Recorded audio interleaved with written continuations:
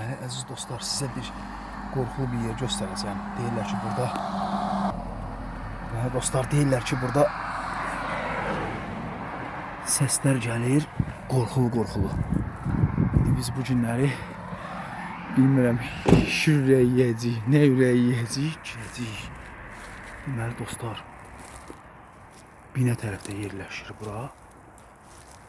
Həqiqətən də çox qorxulu bir yerə oxşayır. Səssizlik hökm olur.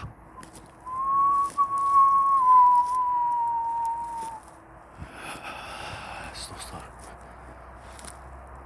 Diyan, ayda fanarım.